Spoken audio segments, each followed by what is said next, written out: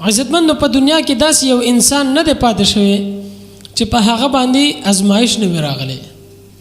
کله به بیماری راځي، کله غربت، کله د اولاد غم، کله د رزق تنګي، خو چې کله یو انسان په الله باندې باور وکړي او صبر وکړي نو الله رب العزت د هغه درجات بیا بلندوي.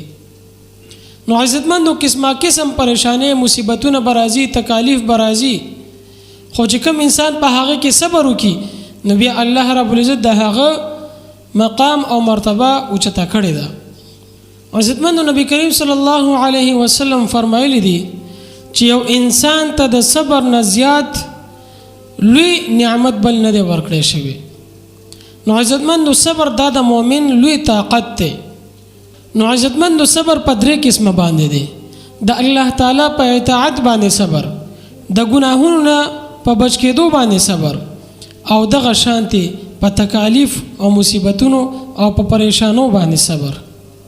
حضرت ایوب علیه السلام په سخت بیماری باندې صبر وکړلو، الله رب العزت هغه ته شفا ورکا.